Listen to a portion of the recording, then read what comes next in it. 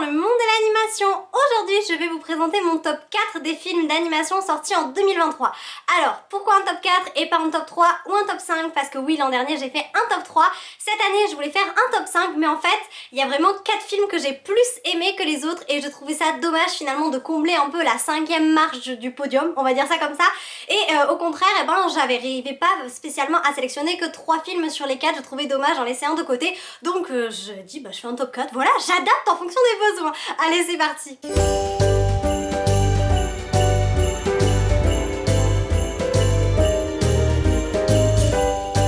Avant de commencer la vidéo, je fais un petit rappel du règlement. Les propos racistes, homophobes, transphobes, etc. sont strictement interdits sur la chaîne, donc s'il vous plaît, restez bienveillants dans les commentaires. Et donc, en 4e place, ça a été très difficile de choisir puisque j'ai longuement hésité pour la 3e et la 4e place. En fait, c'est 2 films que j'ai aimés pas de la même manière, mais disons que pour moi, c'est 2 films qui méritaient un petit peu la même place. Je m'explique. J'ai fini par mettre en 4e position le film des 100 ans de Disney, donc Wish. J'ai hésité avec la 3e place, mais le film que j'ai mis en 3e position, je l'ai davantage apprécié, même si je pense que Wish est davantage de qualité, il a plus de moyens que l'autre film. Disons que je trouve que voilà, Wish, je l'ai aimé, j'ai trouvé que c'était un très beau film, mais j'ai pas eu cette petite étincelle magique que j'ai pu avoir avec le film qui se trouve sur la 3e place. Mais bon, restons pour la 4e pour le moment. Donc, Wish, qu'est-ce que c'est? Eh bien, c'est l'histoire d'Asha.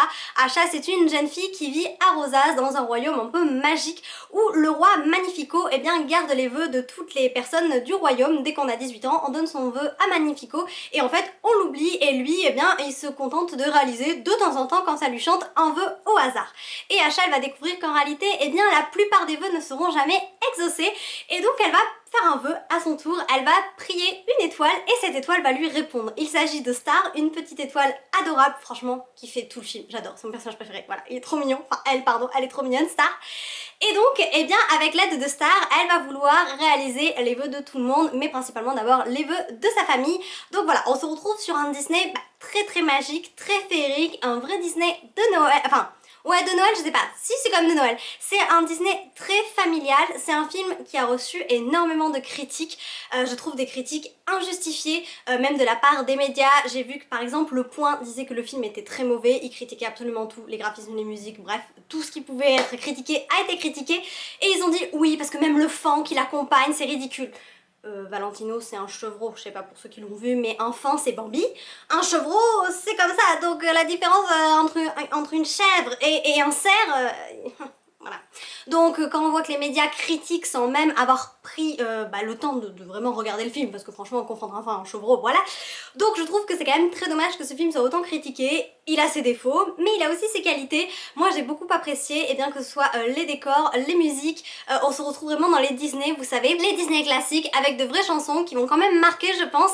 Je pense à la chanson par exemple Mon étoile ou Ton étoile, I'm a Star en anglais, je sais plus, c'est Ton étoile ou Notre étoile. Bref, une chanson où plusieurs animaux chantent ensemble, il y a énormément de chœurs, donc bon, sans être non plus comme le bossu de Notre-Dame spectaculaire, ça fait passer un très bon moment. Ce sont des chansons en fait, voilà, qui entraînent, qui sont dynamiques, comme Ma promesse qui est une chanson entre Magnifico et Asha. J'ai trouvé que c'était un beau moment partagé entre antagonistes et personnage principal.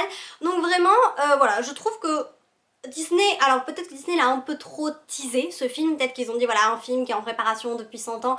Bref, voilà, je pense que c'est là d'où vient le tort, mais pour moi ça reste un très bon film d'animation qui mérite très largement de se trouver quand même dans les meilleurs films d'animation de 2023. Sur la 3e marche du podium, j'ai décidé de mettre le film Le Royaume de Naya qui est sorti en mars cette année. C'est un film d'animation ukrainien et s'il n'a pas les mêmes moyens que Wish d'un point de vue graphique par exemple, il m'a procuré davantage d'émotions. J'en avais fait une vidéo, il faut savoir que j'ai fait des avis sur tous les films dont je vais vous parler, donc de toute façon je vous les mets par là si ça vous intéresse de les avoir de manière plus détaillée. Les 4 films dont je parle de toute façon ont eu des vidéos à vie tout au long de l'année. Et en ce qui concerne donc Le Royaume de Naya, vous le savez, ça a été mon premier coup de cœur de l'année 2023. Et là on se retrouve dans un monde qui est très enchanteur, qui est peut-être encore même plus féerique que celui de Wish, d'une manière différente, disons. Ça ressemble un petit peu à Clochette et le secret des fées, et donc là on se retrouve avec 2 mondes qui sont divisés. D'un côté nous avons le monde des humains et de l'autre nous avons un peu le peuple de la forêt si vous voulez, avec Naya qui est donc l'esprit de la forêt. C'est une jolie créature très fine et elle est adorable. Et donc ces 2 mondes mondes qui sont séparés depuis longtemps à cause d'un conflit, eh bien vont se retrouver réunis à cause ou grâce à Lucas. Lucas c'est donc un jeune garçon qui est humain et qui va avoir besoin d'un remède pour sauver son oncle, et il va donc eh bien pour obtenir ce remède décider de travailler pour une femme un peu particulière qui va lui demander d'aller retrouver une feuille d'arbre dans la forêt, donc enchantée, et Lucas va donc braver les interdits et traverser la forêt, enfin du coup traverser la frontière pour atteindre la forêt, et c'est là-bas qu'il va rencontrer Naya. Naya qui n'est que douceur et innocence et qui elle eh bien décide de ne pas se méfier d'un humain mais plutôt de lui accorder sa confiance. Donc c'est un très beau film d'animation avec une belle romance comme je les aime, oui oui, une jolie histoire d'amour avec une chanson superbe, et il y en a d'ailleurs plusieurs mais en français je crois qu'il n'y en a qu'une seule. En revanche il y en a d'autres en ukrainien, il y en a notamment dans le générique, et sur YouTube vous avez les clips qui vont avec et c'est très beau. Moi j'ai été quand même assez impressionnée par la qualité du film. J'avais vu le Mila et le sorcier au cœur de pierre il y a quelques années de ça, c'était du même studio et c'était un film sympathique mais ça s'arrêtait à sympathique, vous voyez. Et là vraiment le royaume de Naya, j'ai trouvé que les progrès étaient époustouflants, c'était beau, c'était magique, j'ai aimé l'histoire, j'ai trouvé qu'il y avait une vraie recherche au niveau du scénario, et là il y a peut-être qui m'ont crié dessus mais peut-être un tout petit peu plus que Wish d'ailleurs. J'ai trouvé que le scénario était un chouïa plus solide, la fin était moins évidente j'ai l'impression, voilà il y a plusieurs, en fait il y a quand même deux retournements de situation auxquels on s'entend pas forcément dans le royaume de Naya, tandis que dans Wish, eh bien c'est assez évident. Voilà, ça n'empêche pas que j'ai beaucoup aimé Wish, mais voilà, j'ai préféré le royaume de Naya parce que bah, j'ai eu davantage d'émotions. Franchement, la fin m'a beaucoup touchée avec Lucas et Naya, et je trouve qu'aussi, eh bien, ça montre quand même que on apprend aussi de ses erreurs dans ce film. Je trouve, voilà, il y a une vraie bonne morale, et encore une fois, moi j'ai beaucoup aimé l'univers, en fait, même l'univers graphique, même s'il est peut-être, il a peut-être pas les moyens que peut avoir Disney, franchement, avec les moyens qu'avait le studio, mais je trouve qu'ils ont fait quelque chose d'extraordinaire.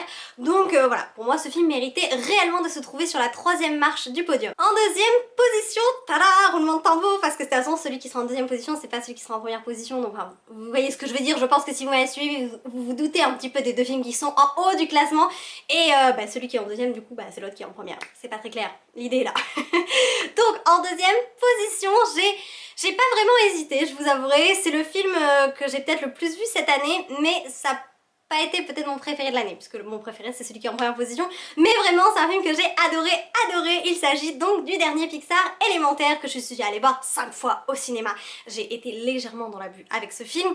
Ça a été une très grosse surprise pour moi, puisque je n'aime pas Vice Versa, je n'aime pas Soul, tout ce qui est comme ça très graphisme un peu moderne, épuré, enfin bref c'est pas du tout mon genre, et donc j'avais un très mauvais a priori pour Élémentaire, et évidemment ça a été une énorme surprise de tomber amoureuse de ce film, puisque c'est devenu mon 3e Pixar préféré derrière Le Monde de Nemo et Cars.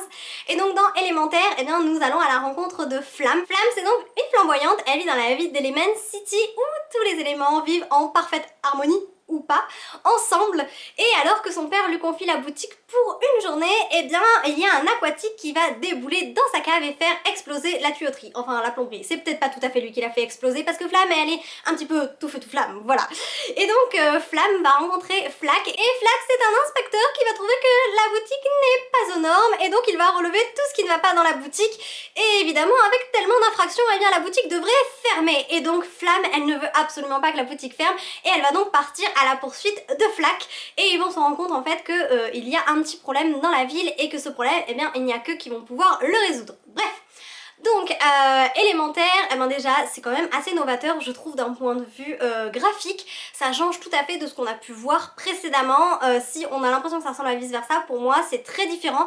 Il y en a qui ont fait beaucoup de références à Zootopie, notamment au niveau d'Element City. C'est vrai que ce côté très citadin se ressemble un petit peu, enfin ces deux villes se ressemblent, mais sincèrement après avoir vu le film plusieurs fois, je trouve que Élémentaire a sa propre patte graphique, et c'est un film qui m'a vraiment impressionnée. Alors le scénario est quand même relativement classique, mais au-delà de ça c'est quand même une belle histoire d'amour. Encore une fois on a le droit à une vraie romance, et je crois que c'est vraiment la première chez Pixar, parce que bon on a eu le droit à Monsieur Indestructible et Elastigirl, la Flash et Sally, bref, mais c'était vraiment des romances en fond. Là clairement c'est une romance qui prend tout le film, et je trouve qu'ils ont très bien mené ça. Il y a énormément d'émotions, moi je suis passée par toutes les émotions, vraiment.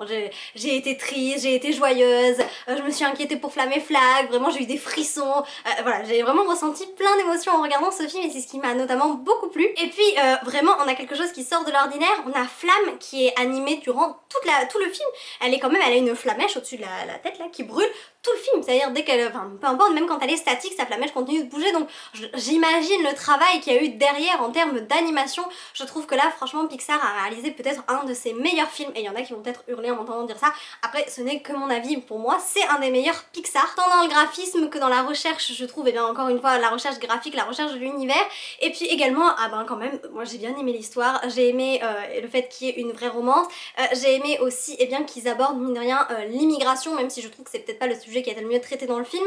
On montre aussi quand même que Flamme subit du racisme, donc c'est un film qui aborde de nombreuses thématiques mais qui arrive à tout aborder quand même avec assez de légèreté et suffisamment de profondeur à la fois pour apporter l'émotion nécessaire au spectateur. Donc vraiment pour moi c'est un des meilleurs films de cette année et qui aurait mérité de se retrouver sur la première marche du podium s'il n'y avait pas eu le film qui était en première position. Et donc pour la première place de ces films d'animation sortis en 2023, roulement de tambour, je le fais bien hein, et ben j'ai décidé de mettre le film Nimona.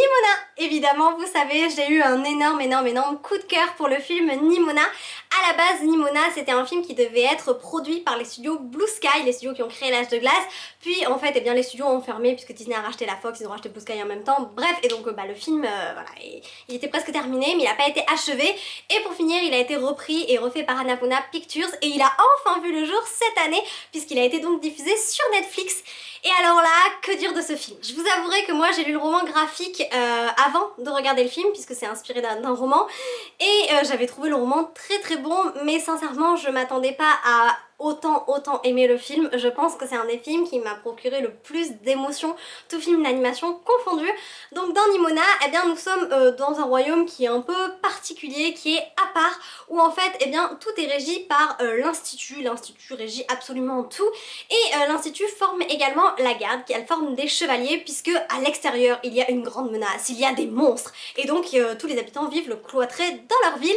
Et il y a Ballister, un chevalier qui n'est pas comme les autres, qui à la base est orphelin et qui a réussi à se faire une place au sein du royaume et qui va donc être sacré chevalier par la reine. Et Ballister, il entretient une relation amoureuse avec Ambrosius qui va également être sacré chevalier, mais Ambrosius lui c'est un noble, voilà, il descend d'une grande famille, il descend même de Glorette qui est donc l'héroïne qui a sauvé la ville des monstres.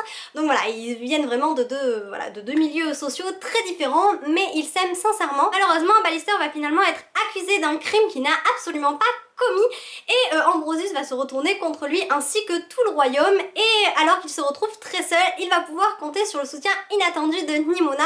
Nimona, c'est une jeune fille mais qui est également métamorphe et qui n'a pas vraiment de genre, on dirait qu'elle est plutôt non binaire puisque elle change de genre à volonté. Un coup elle est un petit garçon, un coup elle est une jeune fille, la plupart du temps elle est une jeune fille, mais bon, elle peut prendre la forme de tout et n'importe quoi, même la forme d'un personnage qui existe déjà. Voilà. Alors Nimona, qu'est-ce qui m'a plu dedans? En premier, si je vous parle pas de l'histoire, le graphisme clairement pour moi c'est le meilleur graphisme là des 4 films dont je vous ai parlé, voilà, que ce soit Wish, Élémentaire, Naya, même si j'ai beaucoup aimé les graphismes, clairement pour moi Nimona c'est mon préféré. Voilà, j'ai eu un très gros coup de cœur, c'est une 3D un petit peu 2D, finalement vous allez me dire ça fait un peu comme Wish, néanmoins je préfère ce qui a été fait au niveau de Nimona.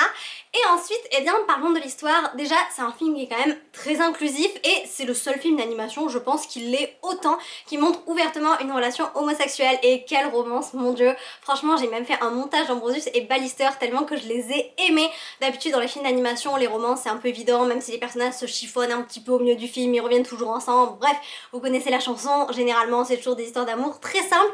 Et là, clairement pas, puisque Ambrosius va jusqu'à couper le bras de Ballister. Donc on est quand même dans une romance, voilà, une romance un petit peu atypique qu'on n'a pas l'habitude de voir et ça m'a fait très plaisir de voir une romance comme ça qui est finalement assez sincère mais qui est malgré tout troublée par les problèmes du royaume. Voilà, vraiment j'ai adoré le couple d'Ambrosius et Ballister et bien sûr j'ai énormément aimé Nimona. Tout d'abord sa relation avec Ballister puisqu'ils vont devenir quand même, ils vont créer une vraie amitié, ils vont nouer des liens très sincères et c'est ce qui fait la force de ce film, je trouve, les liens qui unissent les personnages. Ils sont à la fois tellement fragiles et ils se consolident tellement tout au long du film, je trouve ça très beau. Et Nimona bien sûr elle est extrêmement attachante puisque c'est une bad girl, on peut dire ça comme ça puisqu'on dit bad boy. C'est une bad girl mais en réalité elle est en grande souffrance puisque elle est différente et elle n'est pas acceptée parce qu'évidemment on le sait dans notre société tout ce qui est différent ça déplaît, voilà c'est comme ça, c'est malheureux mais c'est comme ça et donc elle subit du harcèlement et ce harcèlement va jusqu'à même à la pousser à commettre un acte qui pourrait se révéler irréversible. Donc ça trouve quand même, ce film traite, je trouve, très bien du sujet du harcèlement, de ses conséquences. Ça montre également combien quelqu'un de différent peut avoir du mal à s'adapter et combien il peut souffrir de sa différence malgré lui finalement, ou malgré elle, malgré sa différence. Donc c'est un film qui est très beau, je pense que c'est même le film d'animation qui pour moi prône les plus belles valeurs, tout film d'animation confondu. C'est pour ça que j'ai été autant touchée, puisque moi-même j'ai subi du harcèlement scolaire toute ma scolarité. Donc voilà, je me suis beaucoup retrouvée dans le personnage de Nimona, même si Nimona a un sacré caractère, quoi aussi. Bref, en tout cas, c'est un film, je trouve, qui, clairement, des 4 films que je vous ai présentés, en termes de scénario, c'est le plus construit. Enfin, sincèrement, Élémentaire, c'est sympa, mais en termes de scénario, ils ont rien inventé. Wish, clairement, son point fort, c'est pas le scénario. Et Le Royaume de Naya, franchement, il est plutôt bon, mais il est pas, encore une fois, à la hauteur de Nimona en termes d'histoire. Là, clairement, Nimona, si vous cherchez un très bon film, clairement beaucoup plus orienté adulte qu'enfant, c'est pas un film pour les enfants, c'est pas du tout, je pense que voilà, en dessous de 12-13 ans, il y a même bien de 12-13 ans je pense, pour avoir une vraie compréhension du film, comprendre les enjeux, voilà, ne pas juste regarder le film en voyant ah tiens il y a un monstre, il y a un truc, voilà. Si on veut vraiment bien comprendre le film, je pense qu'il faut un minimum de 12-13 ans, et encore pour une analyse plus approfondie, je pense que du 15-16 ans, et voilà, c'est pas de refus quoi, d'être un peu plus âgé pour vraiment bien analyser tout ce qui se passe dans ce film là. Honnêtement, je pourrais vous parler du film Nimona pendant des heures, mais si vous voulez un avis encore plus détaillé, je vous laisse aller voir ma vidéo avis, mais également ma vidéo comparaison, puisque j'ai fait une vidéo 100% spoil où je compare le livre et le film. Donc voilà, si vous n'avez pas lu le livre et que vous êtes intéressé, que vous voulez un petit peu voilà, vous renseigner sur ce qui a inspiré l'œuvre, je vous laisse aller découvrir tout ça. Ah ben voilà, j'ai fait le tour de mon top 4 2023, franchement, je me souviens très bien, l'an dernier ça avait été presque plus simple de classer puisque j'avais mis en première position Le Monstre des Mers, en deuxième je crois Buzz l'éclair et en troisième Tous en scène 2. Ça avait été assez évident pour moi et finalement là cette année, je les ai tous tellement aimés que j'ai trouvé que c'était difficile d'établir un classement parce que j'avais pas spécialement envie en fait de les classer, mais le but d'un top c'est quand même voilà, de faire un léger classement. C'est mon classement à moi, donc dans les commentaires n'hésitez surtout pas à me partager votre top 3, 4 ou 5 des films sortis en 2023, encore une fois toujours dans la bienveillance, peut-être que vous avez détesté Nimona, peut-être que vous avez adoré un film que cette année je n'ai pas aimé, voilà, vraiment on n'est pas là pour juger, justement autant partager chacun ses préférences, ça permet d'élargir un petit peu ses horizons, voilà. Donc partagez-moi tout ça, vos goûts, vos dégoûts, vos avis, ce que vous avez aimé, pas aimé, et puis quel est votre avis par rapport à mon top, est-ce qu'il y a vraiment des films qui pour vous devraient se trouver plus haut ou plus bas, voilà. N'hésitez pas à me dire tout ça dans les commentaires, en espérant vous avoir apporté un peu de magie, à bientôt.